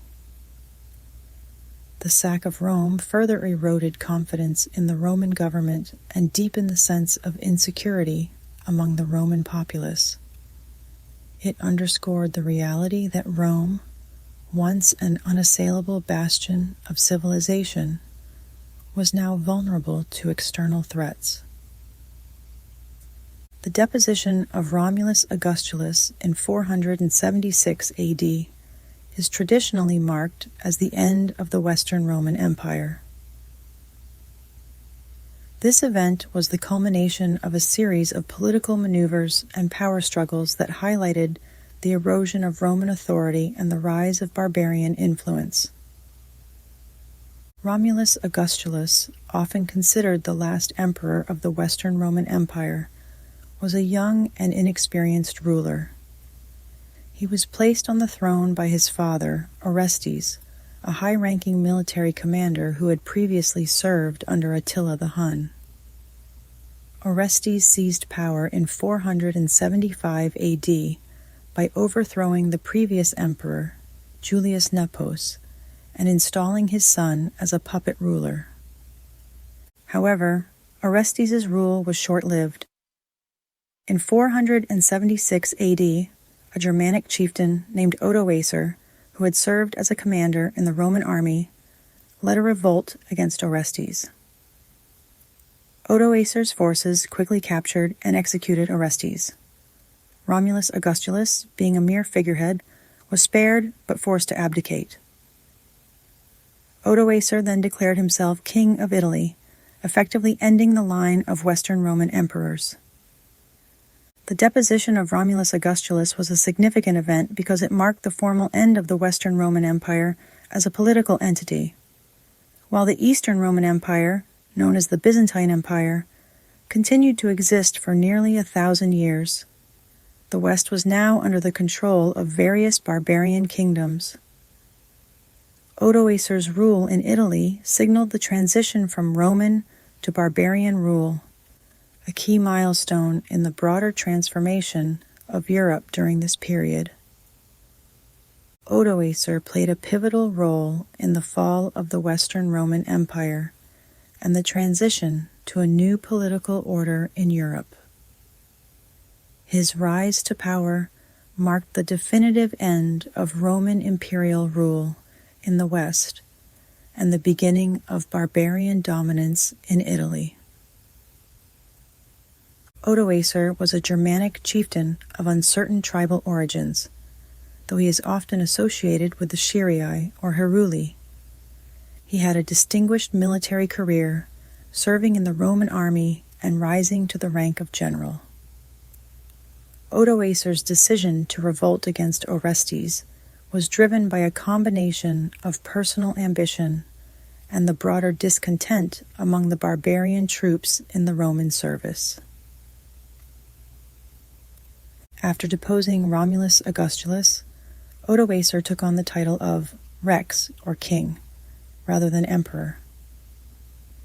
This title reflected the new reality of barbarian rule in Italy and the end of the Roman imperial system in the West. Odoacer's rule was characterized by a pragmatic approach to governance. He retained many of the existing Roman administrative structures and worked to maintain stability and order in Italy. Odoacer's relationship with the Eastern Roman Empire was complex. While he acknowledged the nominal authority of the Eastern Emperor Zeno, he effectively ruled Italy as an independent king. Odoacer sought to consolidate his power and expand his influence, engaging in conflicts with other barbarian groups and attempting to assert control over the Western Mediterranean. Despite his efforts to maintain stability, Odoacer's rule faced challenges from within and without.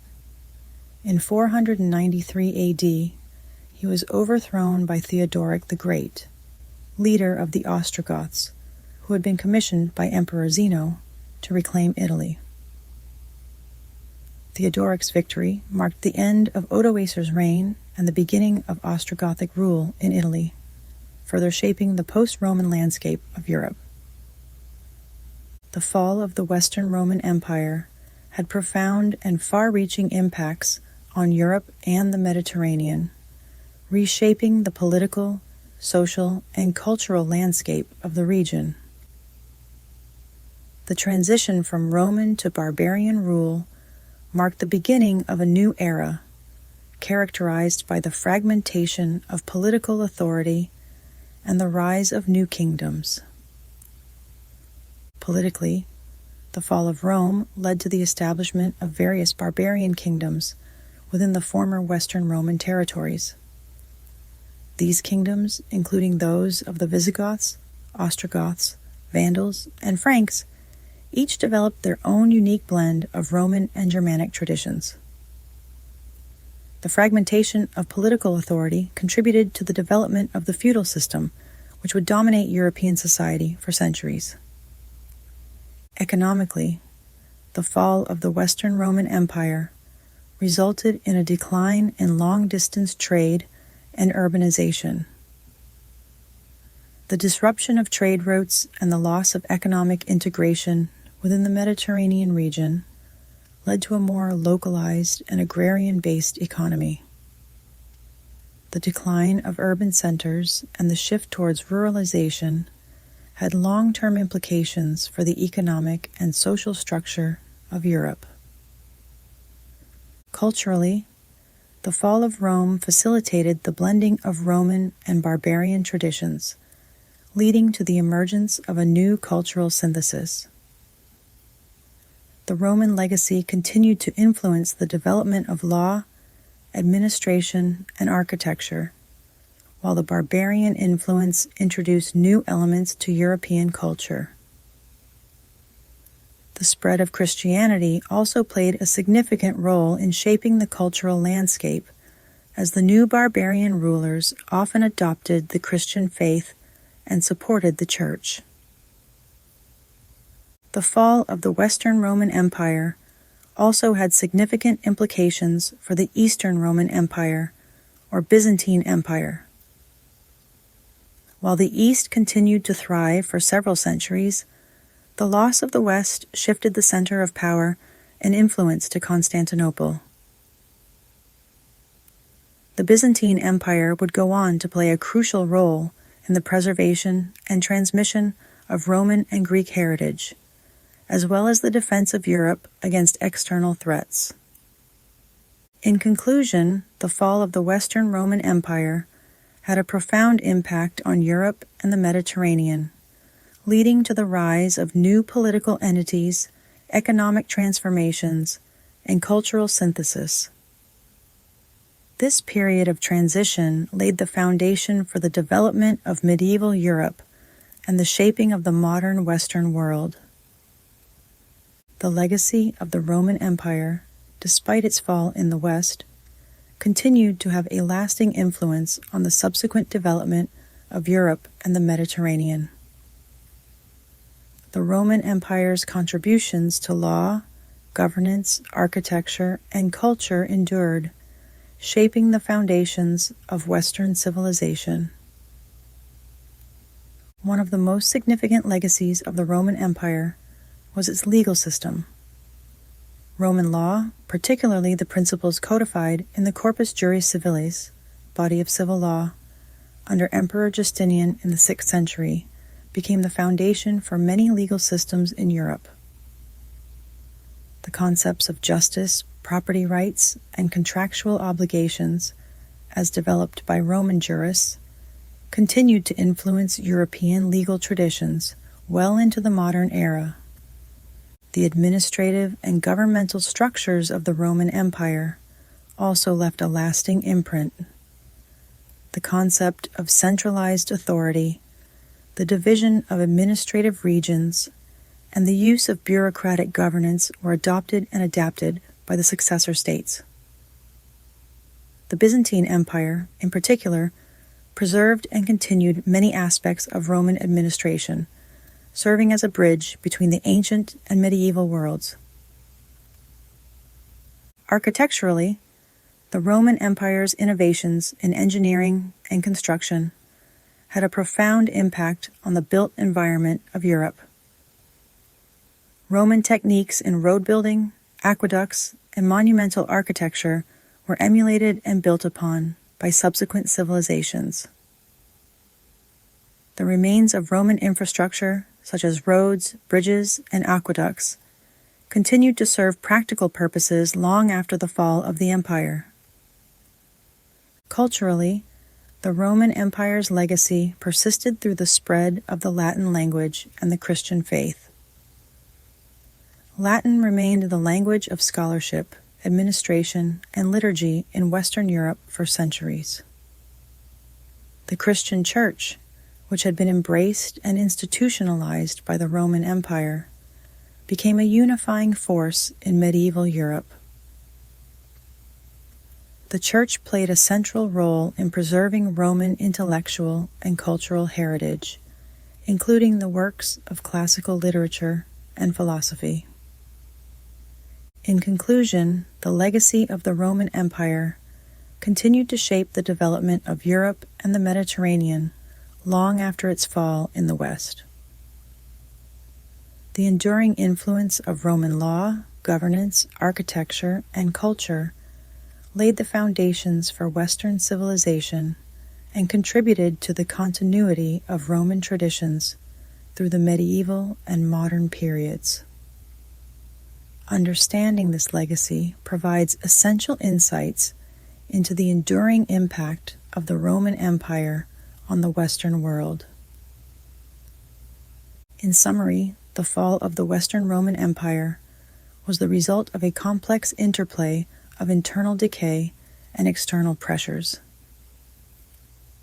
The political instability, economic turmoil, and social upheaval within the empire, combined with the relentless invasions by barbarian groups, led to the ultimate collapse of Roman authority in the West.